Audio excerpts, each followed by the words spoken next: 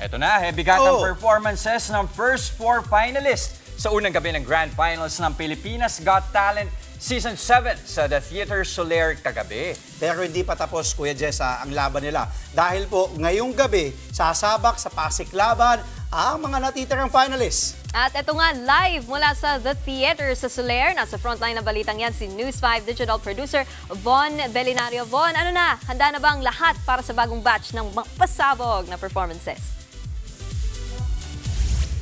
Nako Nikki, kasado na nga rito sa The Theater sa Soler ang pinaka-final showdown o yung grand finale ng pinakamalaking talent show sa buong bansa, ang Season 7 ng Pilipinas Got Talent. Kagabi, una na nagpakitang gilas ang first 4 grand finalists. Ang pasabog na dance performance ng NDDU Generals, ang makapigil hiningang act ni Manza, ang record-breaking backflip ni Jessie J, at ang heartwarming magic ni Odi Santo Domingo. At ngayong gabi, ibibida ng last 4 finalists ang kanilang acts. Magpapasiklab ang queer dance group na Fem Manila, ang magician na si Carl Kion, ang fire performer na si JB Bangkaya, at spinning top act ni Cardong Trumpo. 50% ng boto ay manggagaling sa hurado na sina Eugene Domingo, Donnie Pangilinan, Freddie M. Garcia o FMG at Catherine Bernardo. Ang remaining 50% naman ay mula sa boto ng publiko.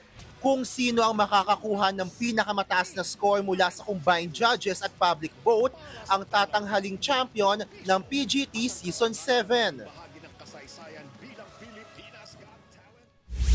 Nikki, ilang minuto na nga lang mula ngayon ay mag-o-open house na o magpapapasok na ng live audience dito sa The Theater at Soler. Kanina, bago nga tayo umere ng live, nakita natin yung buong produksyon, pati na yung mga host na sila Robbie Domingo at Melay Cantiveros na nagre-rehearse dito sa likod para dun sa stage. Kasama niyo yung mga 8 acts na magpe-perform at yung mga grand finalists para nga dito sa finale showdown. Mapapanood ang grand finale ng Pilipinas Got Talent Season 7 pasado alas 7 ng gabi dito sa TV5. Yan ang latest mula rito sa Entertainment City sa Parañaque. Ako si Von Belinario. Nikki? Yan, Von, kasama kami. Ba't si Nikki lang Ba't si Nikki lang tinatawag mo, Von? Ako lang daw ang invited. Diba? Pero mas pasabog yung grand finals kung kakanta din si Von mamaya. Ready na nga siya, may mic na siya. Handa na yan. Maraming salamat, Von Belinario. Yan. Mga kapatid, Jess De Los Santos po. Iba na ang may alam at may pakialam sa panahon ngayon. Para sa tuloy-tuloy na balitaan sa Frontline kahit weekend, mag-follow at mag-subscribe sa social media pages ng News 5.